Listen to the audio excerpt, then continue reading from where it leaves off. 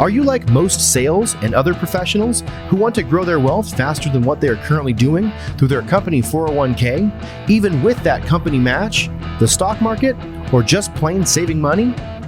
Would you sleep better at night if you had the financial freedom to be job optional in just 3 to 5 years through investing in real assets? Maybe you don't want to stop working, but wouldn't it be cool if you could retire a decade earlier than most? And do the traveling you and your family have planned for years while you're still young and can enjoy it? Let's face it, most busy professionals don't have the time or desire to take on more work outside of their W-2 to grow their wealth. On The Wealth Flow, each week we share the stories, the investments, and take a deep dive into the various asset classes that can deliver that accelerated growth to your portfolio passively. That's right, no extra work for you. Instead, we'll put your money to work.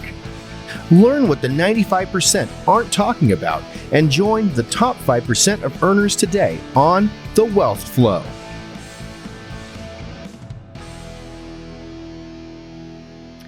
Welcome to The Wealth Flow. My guest today, Matt Amabile, or Amabile, retired at age 25 by investing in real estate. He went from sleeping literally on a couch to owning 22 doors, or 17 in the process of closing on the remainder of them. And those spin off $7K a month passively. After quitting his corporate job in 2023, Matt also traveled the world for 6 months and started a 5-day-a-week podcast, mentorship, and focuses on growing his portfolio. Matt has gotten into the majority of his portfolio with no money down no money out of pocket. So pretty amazing there. So we'll dig into a lot of that. But Matt, welcome to the show. Keith, man, glad to be here. Thanks for having me. Thanks for the intro, and looking forward to diving in today, man. Absolutely. I always like to start out with really kind of where you grew up and kind of what led you to real estate. So if we could start there, that'd be great. I'll actually dive it back because most people actually don't ask where I grew up. It's funny though, because the area where I grew up from ages 0 to 7 years old is actually where I invest right now. But my parents moved us out of this area, which is Phillipsburg, New Jersey. This is the town that I invest in, and the only town that I own property in. It's all in this same area within a 5-minute walking distance of each property. And my parents moved us out of this area because they didn't want me to go to school here. They didn't want my sister to go to high school here because it was a little bit lower class than it is. It's still not up there, but it is. Right. It's coming up a little bit. It was a little lower class area before, some crime going on. So we got out of here. Went to Hunterdon County, New Jersey. Literal complete difference. Farmland. We had cows and horses and all that stuff right next to us. Our neighbor had a runway in his lawn, so he would take off planes over our head. Yeah, like literally crazy, complete different, complete opposite. So moved there, went to college, jumping forward to like 18 years old. I got a full scholarship. I was actually going to go to West Virginia University, go party my ass off with my friends. Was going to pay $40,000 a year, $50,000 a year to go to school. Did not end up doing that because I got a full scholarship to go to community college for 2 years. From community college, did very well academically, got a 4.0 GPA, which got me into a scholarship program to get another full scholarship to a 4-year university, Rutgers University. Went there, came out of school, no debt, nothing, free and clear.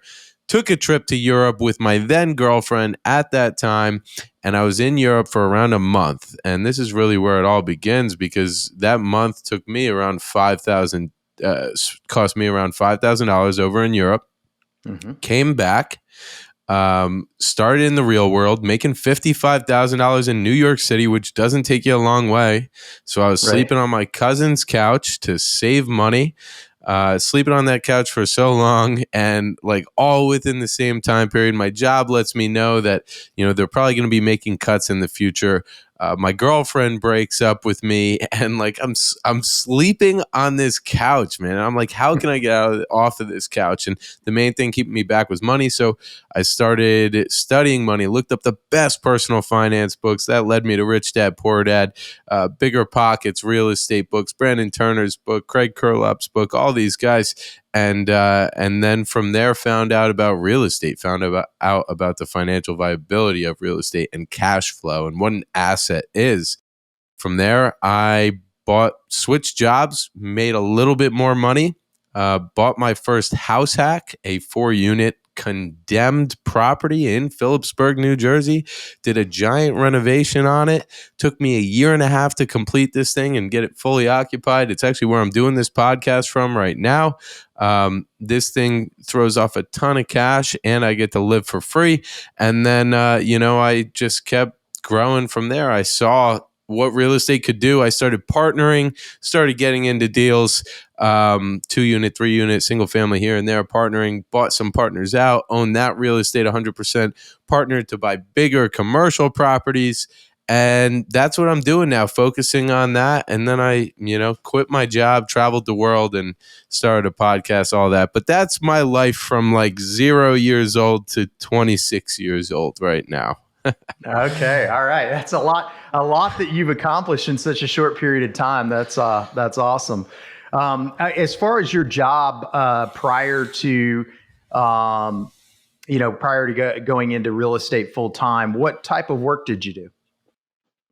So I was in sales. I studied supply chain management and operations in school. So I figured I'd try and use that degree wherever I could go. But the outside skill that really stuck with me the hardest, that my dad was a salesman. I just always figured, my dad does what he does. I could probably do it too. And so I went into a supply chain type of sales, logistics sales, and learned that specified there. And an important thing that I learned there is sales jobs are performance based. So if you perform, you could get paid for your performance. So I would stay at my first company. I was making $55K. I would stay there. And then I actually jumped 6 months later after I proved myself as a performer. That increased my income to $70K. Then I stayed another 6 months, proved myself as a performer. I had another logistics sales job, jumped to another job making $110K. So within a year, I go from $55K to $110K. And then another 6 months later, I increase that income to $150K. So I'm like 23, 24 years old, making $150K. I'm saving a solid amount to be able to funnel it all into real estate. Perfect. Yeah. And then on the house hack itself, tell me a little bit about that. I guess, did you say it was a multi-unit, or what was the first one that you're in, actually sitting in today here? Yeah, so this is a 4-unit building. It was condemned. It was in terrible shape. If you want to see pictures of it, you could just Google my name. I think there's an article that comes up from the town showing before and after pictures, but complete crap hole. And so right now, after this whole, I could dive into like what this renovation process, funding and all that looked like if you want, but right now this property, I live in one apartment. I rent out the other 3 units. The other 3 units bring in $3,800 a month, and my monthly expenses on this, mortgage, taxes, insurance, and the water bill, come out to $2,207 a month. So right around $1,600 in cash flow on this bad boy. Awesome. Yeah. Why don't we do that though? Why don't we go? So I assume if it was condemned, you may have had to use hard money for it, but don't want to make assumptions. So tell us a little bit about how you financed it, what it required down, and then if you could, what did you do to it? Yeah. So, and honestly, I didn't use hard money on this. I used a renovation loan, which I think for the average human being, anyone outside of a veteran who can get the VA loan, I think that this loan type is the number one most powerful loan that anybody could use, especially if you're a beginner. And that's a 203K loan. Yeah. So this is 3.5% down, and they add in the renovation cost to the purchase price. So the purchase price on this property, it's a whole big story. They had it listed for 125. I offered 155 because I knew my numbers would work, and they actually didn't accept my offer. They came back 2 months later, accepted my offer, foreclosure. So I'm buying it from the bank. And then COVID hits and all these things are going wrong. I tell the bank I want an extra $15,000 off the price. They took it off for me.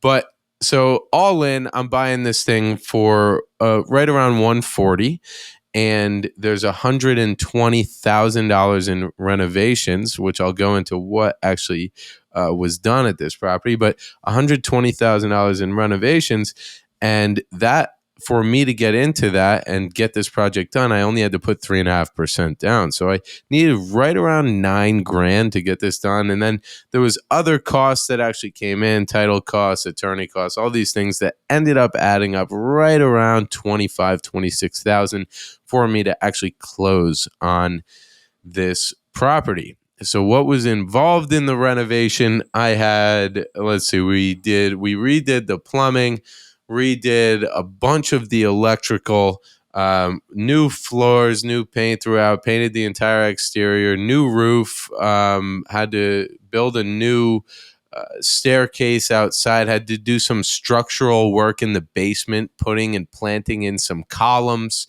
a bunch of work, honestly, like a full gut throughout the entire thing, except for some electrical work. And I'll tell you what, I had so many problems. Contractors coming, contractors running. And this is a whole thing with the 203K too, because you have to get every contractor that you have in verified with your bank that is now running the inspection draws, so you can get paid to pay the contractor. So you have to get every single contractor verified. I think I went through like 5 different contractors, and like I was doing work myself sometimes because like one guy was going to court because he was going to get deported. I had somebody break into the property and fight a contractor. Now my contractor had to go to court because that person started to sue him. One contractor just wouldn't show up. I had random guys coming. I had to build architectural plans for these stairs outside, man. Like all the structural work. I had to rip up these stairs that got built 3 times. 3 times I had to tear down these stairs. And this is when wood and lumber was at a high price point. Oh my God, man, 1.5 years, I learned so many different things from this building, and I'm so grateful for it. But it's a big success for me right now. Yeah, that's really cool, and you mentioned it, and I just want to make sure our listeners don't kind of overlook it. But that program, it's an FHA loan, 3.5%, which on a conventional, it's typically going to be 5% down. So you're coming in with less down. And I don't know if your 203K worked like this, but typically, actually the house I'm sitting in right now, it was a conventional, but it worked very similar to the 203K. I did a lot of the same stuff. But did you have to have somebody say when the construction, obviously the permits are pulled and all that good stuff, but did you have an inspector? They called it like I forget what, but a guy that basically came in before any draws would be made and said, yes, this is good. Yes, this isn't. Cool. Yeah. Cool. And that's one of the reasons why I think it is like training wheels for a new investor, because this guy is called, for the 203K loan, it's called 203K consultant. And this guy is a consultant for the bank and for you. So my guy's name was Alan. Alan would come in, he looked at the property and he said, this is all of the work that's going to need to be done. All of this has to be done. So then you can take that scope of work and add on whatever you want and bring that out to different contractors so the contractors can bid on it and then bring it back to the bank. The bank approves the scope of work, approves the amount. And this person will also the 203K consultant will look at your bids from contractors and see, yeah, this is right around where I would say the price point needs to be. And then, yes, so the contractors will be doing the work. Once they're actually doing it, the 203K consultant, Alan, comes back and he looks at the property and says, well, we have about $10,000 in here that is budgeted for our painting. And I see that our painting is only 60% done. So we're going to pay out 60% of this. And the 203K loan actually holds back another 10% from that. So it's like training wheels. You have somebody else so you don't improperly manage your money when dealing with contractors, which I could have and would have lost my shirt if I was doing this first project without those training wheels. Yeah, and tell me a little bit about because this is one thing that, at least on this one, and it probably is the same on yours, but I'm curious to find out. Typically the work has to be done before they'll disperse any funds. Very rarely have I seen where they'll give somebody an advance. I know a lot of times contractors, and dealing with a lot of them, they'll always ask for materials or something up front. And I've had a bad experience where I had a rehab I was doing on a triplex I owned, and the guy bid everything out but wanted half up front.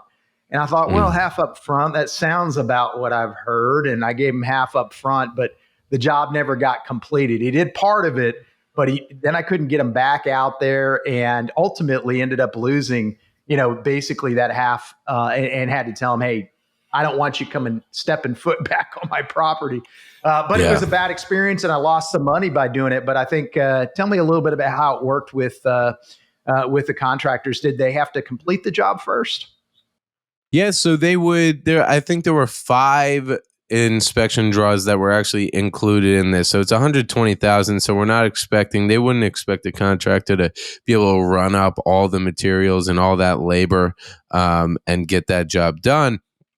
So what I did is, whenever the contractor wanted a draw, I would reach out to the bank, and the bank would send the consultant out, and the consultant would do his analysis to say, like, yeah, this is X percentage done on the flooring is 50% done. The painting is 30% done, and the structural work outside it's not even close to complete. So then they would pay out those specific pieces of the scope of work to get that paid out to the contractor. But again, they always hold back 10%, which actually keeps the contractor honest, because the contractor's done the work, and they're not going to get that 10% until the end, until it's finalized project. They will not get fully paid out on that deal. So it really is like they back you up, and they keep you safe with what they do. And those experiences where you put out the money right away, and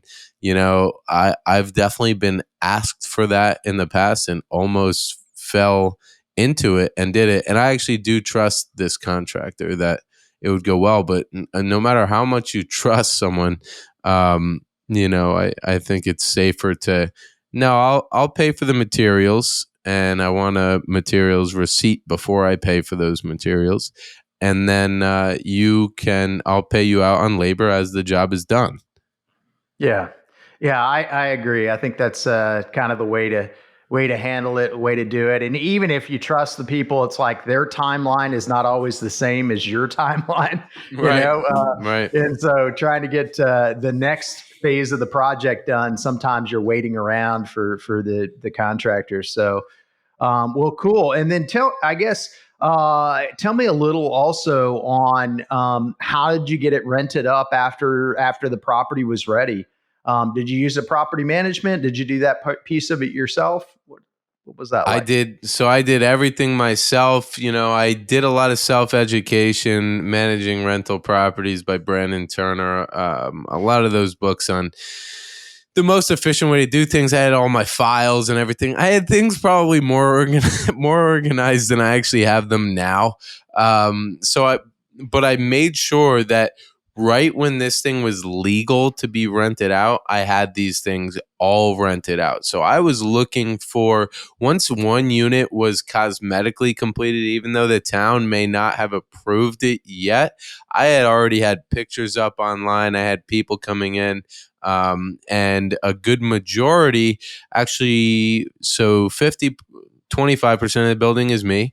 Another 50% of the building is rented out by veterans. So one, I deal with the VA on one, and the VA pays me out, and the other one is just a hardworking veteran that is working around here at a facility I know. And then bottom unit is a Section 8 paid unit. So I really like the mix between government subsidized rent, and mostly it's like 90% subsidized. So it's not even like subsidized, it's like fully paid almost. And then and the top rent with like higher market rent, but non-government subsidized payees.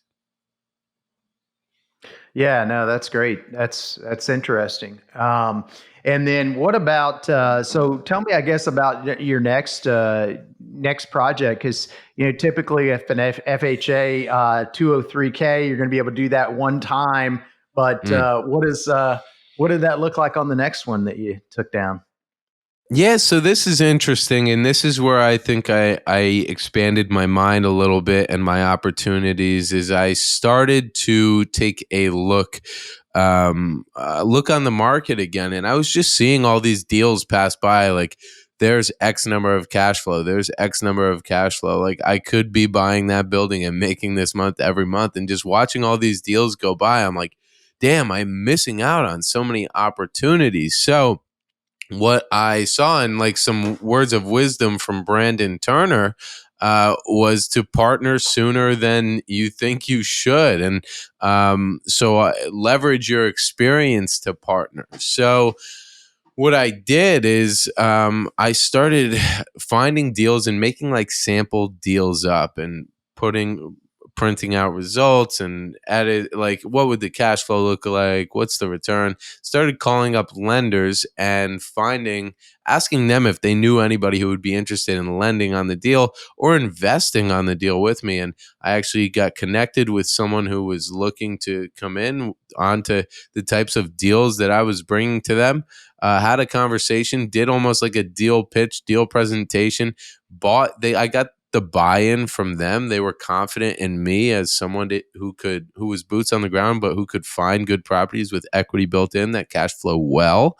They put their trust in me, and that gave me the confidence to go put out more offers. So I started working with this individual, and they're way more experienced in real estate. They've been in it for like 20, 30 years.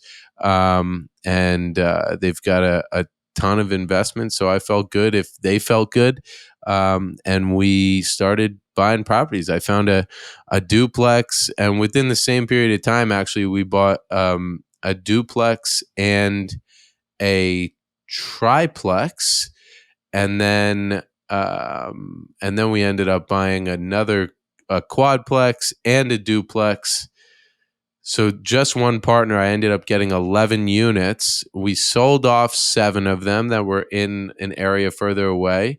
And then I bought that partner out of the other 4 units that are all within this town that I invest in. So that ended up getting me to 8 units. And within that period of time that all of that happened, I actually bought some other single family properties. So I started partnering to get into these properties, refinance to get some cash, and then bought some smaller single families with the refinance cash that I had gotten out. Perfect. Yeah, that's great strategy for sure. And as far as finding the deals, were these on the market? Did you find them on MLS or working through a broker, or how did that work? Yeah, so it's a pretty good mix. In the beginning, the number one skill I think that I had was doing my property analysis in this area every single day, and seeing what property values were. So a duplex was valued right around 200,000. I saw one same day on market that popped up for 160, and I just called up the agent. I was like, I'm going to put a cash offer in right now. Didn't even see the place, and this is definitely not recommended, but I didn't see the place before I even bought it. And the reason I was okay with doing that, well, I saw it like the day before we bought it. The reason I was okay with doing that is because I knew I could sell it to someone else really quickly if it ended up being in bad condition. I could sell it. At least that was my thought. It was very naive. But that one was found on the market. One of the single families I actually found, Keith, cool story. I I saw it on the market. Amazing deal. $65,000 property. It appraised when I bought it at 140, and I knew the value was there. They actually had it listed for like 53. Somebody else, I was about to get it in contract for 58. Somebody else put it in contract for 60. So they were in contract already. And I was dealing with a broker at the time. I was like, screw this back and forth. I'm going to skip trace. So I skip traced, found the owner's contact information, called the owner's cell phone number, and I told him my story, told him I'm a young kid trying to make it in real estate and build up this portfolio. And I convinced him to jump out of contract with the person he was in contract with and go into contract on that property with me so I could buy it for an extra $5,000. And now that property is again like another killer property. So as far as finding deals, some on market, that one was on market, and then some just from building relationships and having them come to fruition as far as a deal acquiring goes. Yeah. No, that's great. That's great. And it's cool that you were able to reach out to him and contact the owner of that specific one directly. Did those need a lot of work as well, or were you just buying them because of the equity? In other words, did you have to do as much work as you did on the first one? So none of the properties that I've bought since have had to do. There's the commercial property I had to buy had a good amount of work left on it, but these ones that I was buying did not. The duplex did not really need any work that I bought, but the single family that I bought did need. I think we threw down some new floors, we fixed the deck outside, we put on a new roof. But all of that stuff, crazily, was like lightweight, like so easy for me to do ever since I did this, big 4-unit project. Yeah. Okay. And same thing on those as far as property management. You find the tenants, and on finding the tenants, one question I have for you. What do you use from a qualification standpoint? Do you look at gross income being X amount of the rent, or what is kind of Matt's criteria for somebody getting either a thumbs up or a thumbs down? Yeah, so I like 3x rent. Obviously, there's a thing. I forget what book taught it to me, but in my head, I always have it as ICE. So it's income. So income needs to be 3x times rent if it's a non-subsidized tenant. And then the second part is C of ICE is C. So that's credit. I like credit to be in this area. 650, anything over 650 is good, as opposed to other areas where I'd probably want to be 700 plus. And then the E in ICE is evictions. So no prior evictions, no prior issues, anything like that, like felonies, nothing like that. So those are my main qualifications, and I have a pretty good relationship with like Section 8 and the VA. So I usually do a lot of my screening and background information with them, and they can judge who a good tenant is. So then it makes my underwriting on that tenant a little bit easier as well. Yeah, that's great. I use 3X as well, and look for prior evictions. Don't so much look at the credit score on my tenants, but And so far, it's been good. Anytime I've made an exception, I will say on, say, like the 3X, if I'm like, well, it's almost there, or whatever, it's never ended It's a well. problem. Right, exactly. So you got to hold those standards for sure. And so, how about what other one, or what about, before we get to what other ones you have? What do you use any specific program for them to pay their rent through, or to track any property management program? So I've actually gone through a few different systems. I've used Buildium for them to pay their rent through. Didn't go so well because some of the tenants around here don't have a bank account. I used for one of my buildings, the 6-unit building, we use Appfolio. That's because my partners on that building actually have a much bigger portfolio that they manage all through Appfolio. So that has all electronic payments that are made there. But right now, my tenants will actually go to the bank with a money order and they will deposit straight into my accounts. So Perfect. I have an agreement set up with my bank that the tenants will go in, say what property, say what unit number, and they just make their payment directly to the bank with a money order straight into my account. So much, I like it better that way because it's like it's hard cash that I know. Like if it's the 5th of the month, these electronic payments might not have processed by then. But when it's the 5th of the month and I don't see some type of credit or statement in my bank account with this money order being in there, I know that the tenant didn't pay, and I know it's time to issue them a late payment fee, and start having conversations around there. And one thing I did not mention yet is that one of the properties I bought, one of these tenants actually acts as my acting assistant. I can't, she's not a property manager legally, but she acts as my property assistant. She communicates with tenants. She organizes contractors. She does a lot of this stuff. So I'm no longer taking the phone calls. That's something that I didn't Very like too nice. much. So it's lessened the load on me a little bit. Yeah, no, that's great. It makes a big difference when you have somebody that can handle that stuff, and whether you're traveling or whatever, having at least somebody that can answer the phone to be able to address things as they come up are certainly important. What was your next property? Was it still in the same area? Did you have a partner with it? What did that look like? Yeah, so at this point, with working with one partner, buying them out of some property, selling some property, buying my own single families, that put me right around right at 10 units.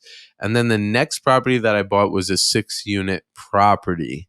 And this property needed right around 120,000 or so to close on, and I did not have that money, but I knew it looked like a killer deal.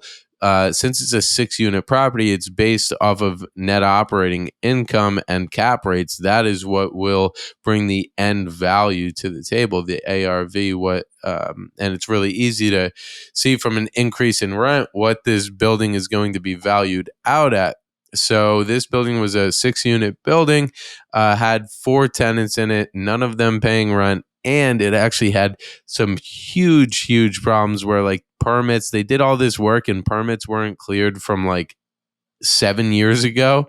So what I did is I reached out. I used this system that I have, like, literally on Facebook, putting out an offer that basically says, like, this is the numbers on this property. It was a 600,000 purchase, right around $60,000 in rehab that I was estimating, and I was estimating that the value would come back right around $1 million or a little bit over $1 million. And so I had people reaching out to me. I underwrote a few of them, found the best partner possible. They were actually a mortgage broker and they had property management experience. They brought all the capital to the table and set up all the loans, all the finances to close on this thing. After going through some problems with the old owner to get this thing closed up, but we were able to get this thing done. I brought no money out of my own pocket, got 50% ownership in that building, and underwent our stabilization plan. And around 6 to 7 months later, got a new appraisal on this building after it was stabilized, and it came in. So we're all in on it, right around $700,000 with closing costs, and the building appraised at $1.25 million. So it came back with a solid appraisal, and made them happy. And we're actually running into. We weren't able to close our appraisal because the old owner, who was sketchy, sold shares of his company that owned the property 2 days before we closed on it. So title did not catch that. So now somebody else technically owns it, but we own title and have title insurance, but they technically own the title. So the old owner did not have the rights to sell us the property. So now we're going through this whole title battle. We were supposed to refi. I was going to get like $120,000 check in my bank account in November when I was headed out to Puerto Rico. And, that didn't end up happening because of these issues. But hey, man, it's real estate, and, tons of problems. But that was the next deal that I hit. Yeah. Yeah, that's interesting. Well, it's good that you have title insurance on it. I mean, at some point it'll get worked out, but golly, that's crazy. Yeah, it is. But heck of a turnaround too. You guys purchased it for 600. You were all in. You said 7 something, and then it appraised for 1.25. That's great. That's fantastic. And it goes to show, right? If you find a deal, if you spearhead a deal, if you're the one that's doing kind of the sweat equity or sweating to find it, you can get half of a deal without having to put any of your money out there. So kudos to you for thinking about putting it out there on Facebook, and you found somebody that way, and problem solved. You were able to close. So. Dude, that's it, man. In my mind, there's 4 things that you need for real estate. You need time, money, knowledge, and capital. And if you can bring the time, I said time, money, knowledge, and capital. I mean time, money, knowledge, and a deal.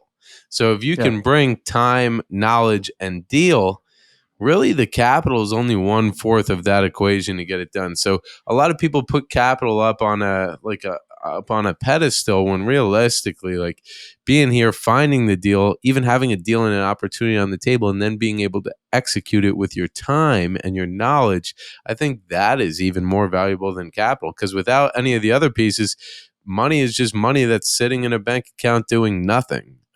So it really is just a mindset shift there.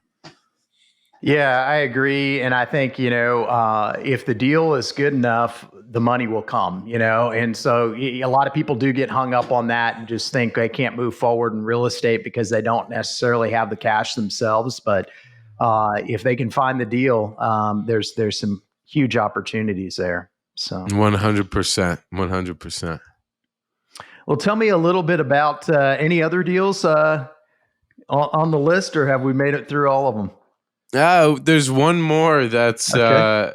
there's this 5-unit right now for those of you, Keith and I were talking like right before this podcast, that working on closing up. We were expecting the valuation on this, the ARV valuation on our appraisal, to come back right around like 950, between 950 and 980. It came back at 800.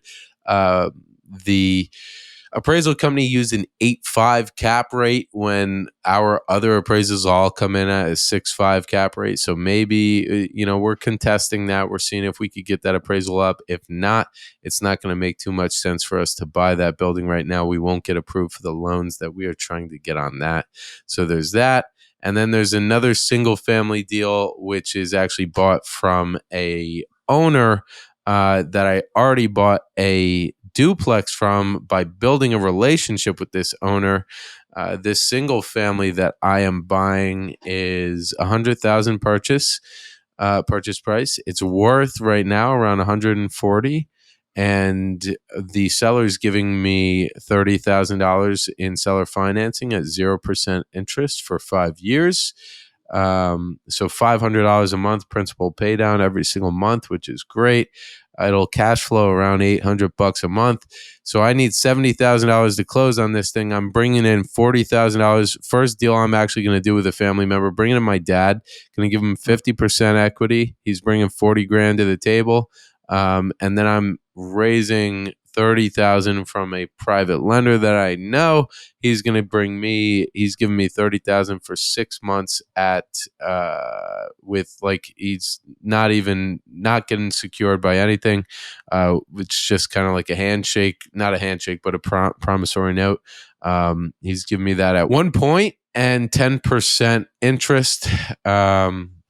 Which is a pretty solid deal. And then I'm going to try and secure some second position lien mortgage to replace that within the 6 month time period.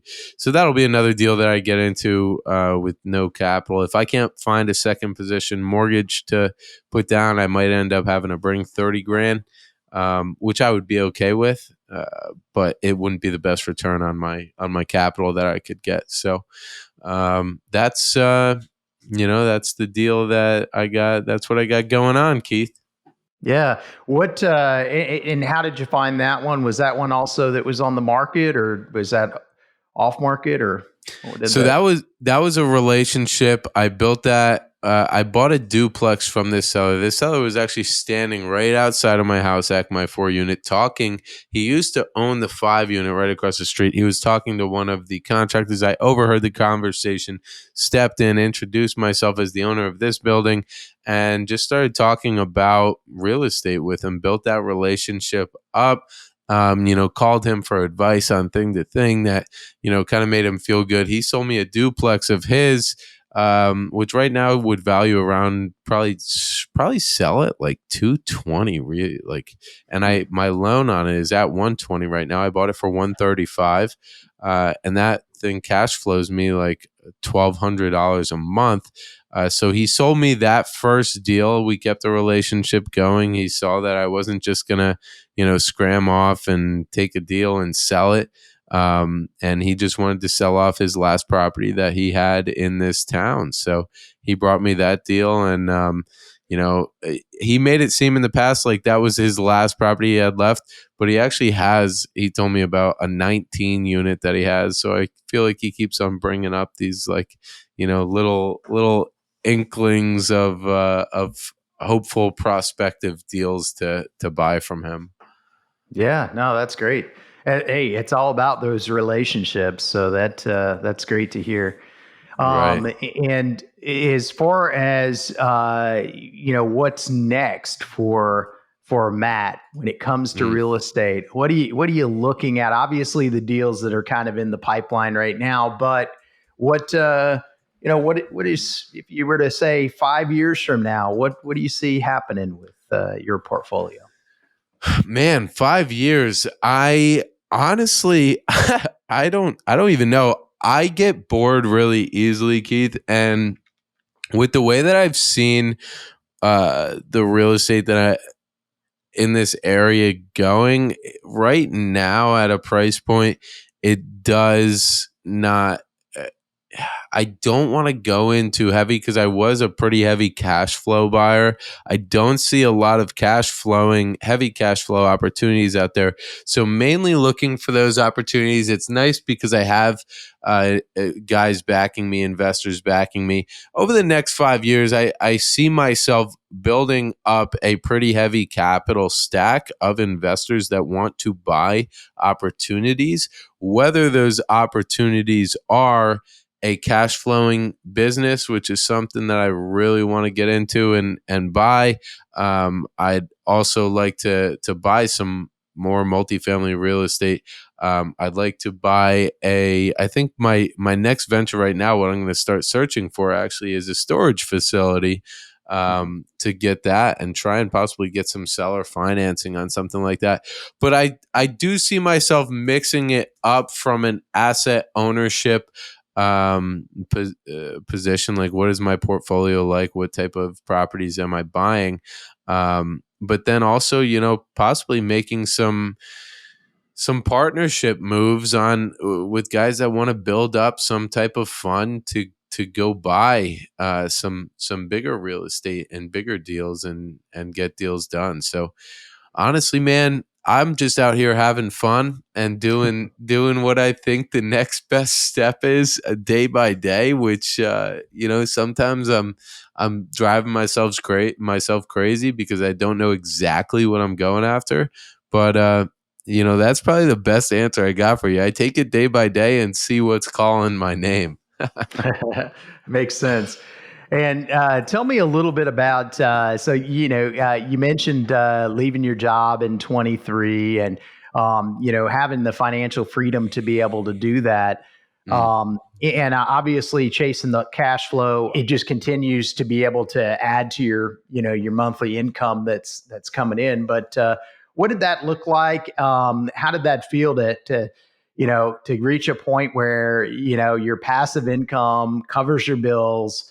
And then I know you did some traveling that I want to hear about as well. So, yeah, getting that passive income that could cover my expenses was a crazy feeling. Like, I didn't even believe that it was happening and it was possible until one of my coaches, actually Joe Moffitt, he's a mindset coach. He told me to dig in and look at your actual numbers, look at what your mortgage, taxes, insurance, and other expenses, utilities, CapEx, what does that look like every single month? And what does your cash flow look like? And when I looked at it and I saw, at that point, when I saw it, I was sitting at a Starbucks and I saw $5,500 a month. I was like, what? $5,000 a month. That was my initial goal. If we jump it back to the beginning of this podcast, $5,000 a month so I could go travel Europe.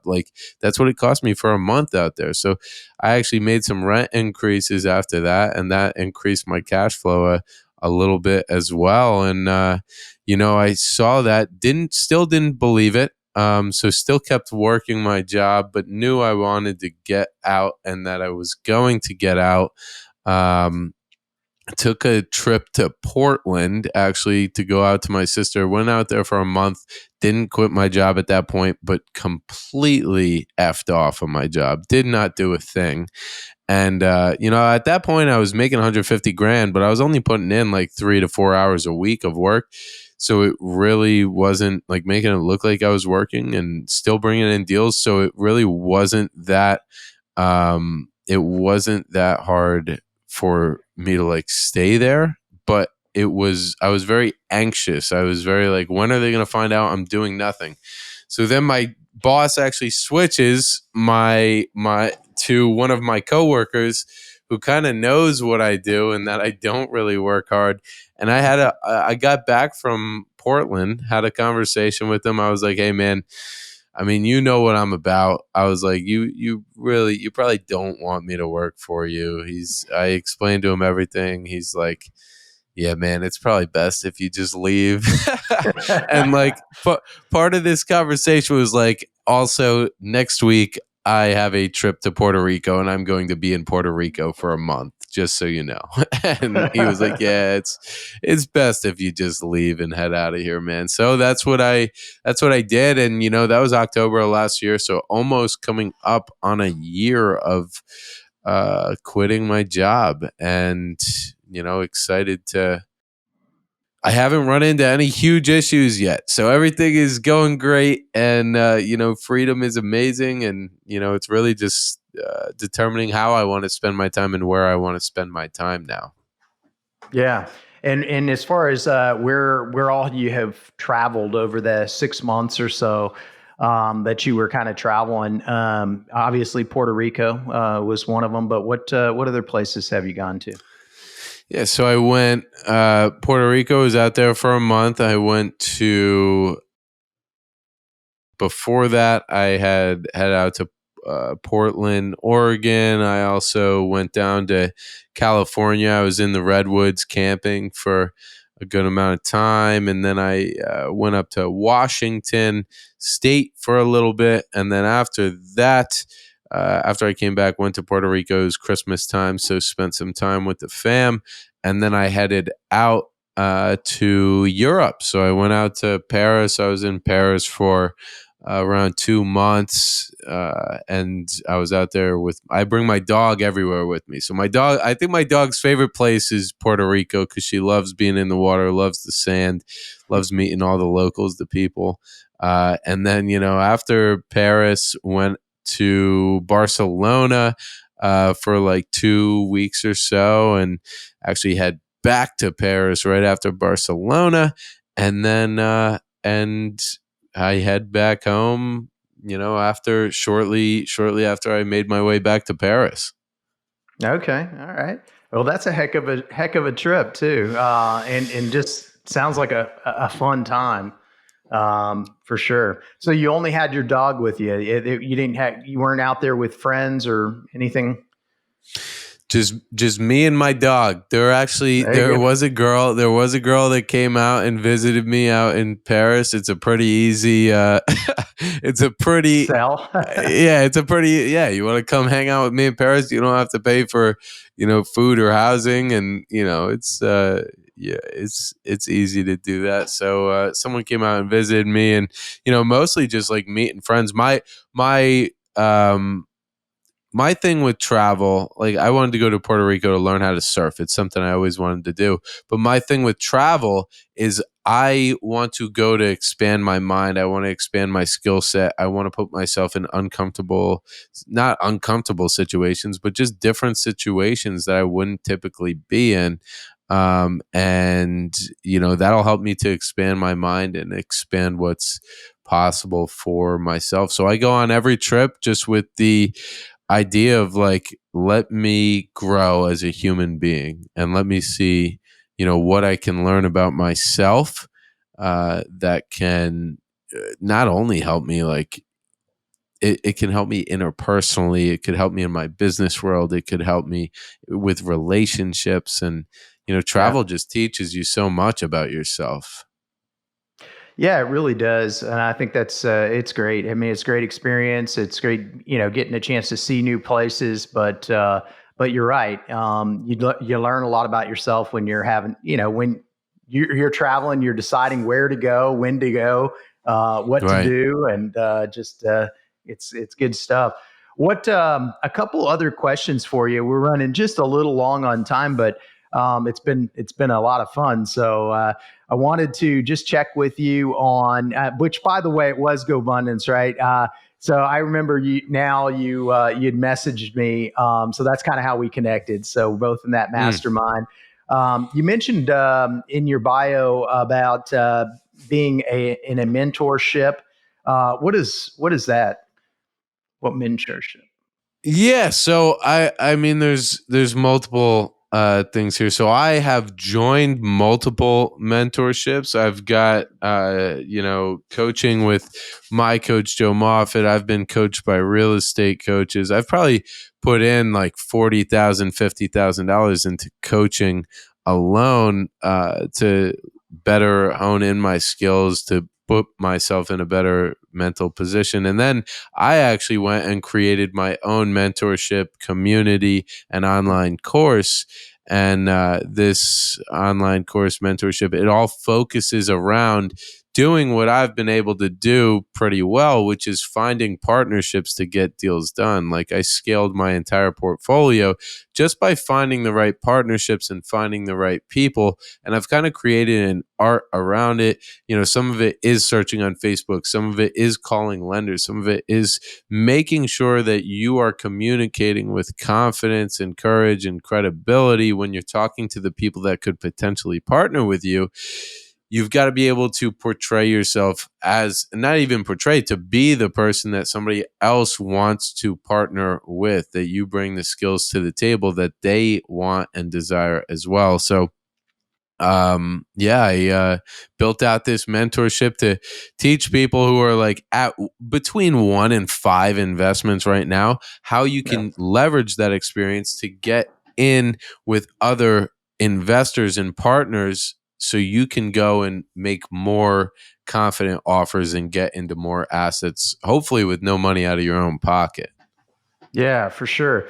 Well, and how can people find out more about you, about the if they want to join your program? Where's the best Yeah. place? Yeah, reach out to me on Instagram. You can reach out to me on Facebook. It's at Matt Amabile, Mattamabile. You could also listen to my podcast, Financial Freedom Fast Podcast. That's on Apple and Spotify podcasts. And then if you wanted to do the mentorship and you're listening to this show and you just mentioned that you heard it on this show, I will give you $1,000 discount on that to join the program. So just mention the Wealth Flow, and we'll make that happen. Awesome. I appreciate that. So there you go, listeners. I'm sure there's somebody that'll take you up on that. And I got just a couple more questions for you, Matt, and then we can kind of call it a show. What advice would you have somebody who maybe is just starting out, besides joining the mentorship program? It's not even, actually, that is part. It's not even like join my mentorship, but I would look for some type of mentorship. The reason being, mentorships are almost like a cheat code. As well as partnerships are like a cheat code. So either find a partner or find a mentor, or find a mentor that could help you find a partner. But partnerships, if you can partner sooner, get a little bit of experience in the beginning, whatever it is, your time, knowledge, your hustle, and leverage that, have that be what you can bring to the table for someone else, and then find a partner that is somewhere where you want to be, because that person, once you team up with them, it's not like, it's almost like 2 Yu-Gi-Oh cards or whatever card game, Pokemon, whatever you're playing, right? If you have 2 against each other and it's like a 10 versus a 5, there's like a net difference of 5 there. That's going to be like, that's going to be what's left over at the end. But if you take those 2 cards and you're the 5 and they're the 10, and you put them together as a partnership that's working together, now it's 15. Now it's 3 times more valuable than it would have been if you were trying to work against this person. And you would probably lose if they're the 10 and you're the 5. So I would say partner with someone so you can get into deals, take their knowledge, and basically hack your way up to another level by getting onto their level by working with them. No, I think that's great advice. And you're right. I mean, leveraging somebody else's experience is huge. And there was a gentleman I had on my podcast here a couple episodes back. And he was saying, 1 + 1 = 11. Really, it is like that, right? If you have 2 partners, they're all going to bring different, things to the table, and you get to leverage the best of each of you, and it can just make you go a lot further, a lot faster. So right, and you can leverage, like, you don't only need to leverage their money; you could leverage their skills. So I know these are the final questions, but I'm just going to tell a quick thing that is like a new partnership I'm diving into. It's a wholesale business. I could always find deals and like knew how to get deals rolling in and knew the marketing behind it, but I could never, I didn't know how to get them under contract, and I didn't know how to dispo them and get these deals wholesaled, when I see now a good opportunity for wholesaling. So I found a good partner that is able to get deals under contract and is able to find a buyer for them quickly, and they handle all the contracting, they handle that side of the business. Then I found a partner that also knows how to bring in a ton of leads. They have a call center out in Colombia, and we're getting 3,000 cold calls a day that are being made to specific areas. And what I did was that cost us around $4,000 a month. So I took my ability to find people and put the right pieces of the puzzle together. I took the partner that can bring the skills and the expertise, and I took a partner with capital that was looking for guys like us, and I put us all together. So now I've got the skills side and I've got the capital side, and now we have deal flow coming in from what the capital brings. And basically, I was the orchestrator of this I was the person putting the puzzle together. So now we have it together, and now we are going to have a solid deal flow coming in, and hopefully some solid cash flow coming in from wholesaling deals. But that's just like another example of, putting people together. Sometimes it's not only one partner, sometimes it's 2-3 people, and orchestrate it and find the pieces that fit together right. Yeah, no, that's again great advice. Appreciate that. And you mentioned I always like to ask folks book recommendations, just because I'm always looking for myself for the next good book. And I know obviously you mentioned what do they call it? The Purple Bible, Rich Dad Poor Dad. But any other recommendations? Anything you dove into recently that you think is a good spot to start? Yeah, I've actually got a bunch of them sitting on my desk right here. Solid tip for everybody: if you're not good at reading, buy the audiobook and buy the solid copy and put the audiobook on like 2x and just follow along. But I've got $100 Million Offers by Alex Hormozi. Amazing book if you're looking to learn how to build solid offers to bring to people. 10x is easier than 2x by Dan Sullivan and Ben Hardy. And I actually read like 3 books at a time and funnel through them. And this one I just read is Building a Story Brand by Donald Miller, which is fantastic. This is a book that can help you basically tell people your story, tell your people the story of your company, your brand, to help bring in more customers, more consumers. And I told you about the $100 Million Offers book, but Alex Hormozi also has another book coming out August 15th called $100 Million Leads. So that'll be a huge value add as well. But those 3 books right now are making a pretty significant change in the way that I'm doing things in my business and in my life. So. Yeah, all great books. I haven't read the Alex Hormozi $100 Million Offers, so I've got that jotted down. And Building a Story Brand as well. The 10x is easier than 2x. Finished that just a little bit ago, and man, what some really great recommendations in there. And it truly can be easier than 2x, 10xing. It's just a different way of looking at it, right? So. It's a different way. I mean, to get 10x further than you are, there's only a few things that you realistically need to do, and you need to take everything else and basically put it on to somebody else or have that done. But one thing that I implemented from that book, starting next week, I have 3 days a week there's no meetings allowed on those. And those used to be all free. Whoever's got my calendar, fill it up, whatever. Now I've got Mondays and Thursdays as focus days. So I only do 1 to 2 to 3 things on those days for 3 to 4 hours. So I can really focus in. And then I have a free day for me to not take one phone call, not do any meetings.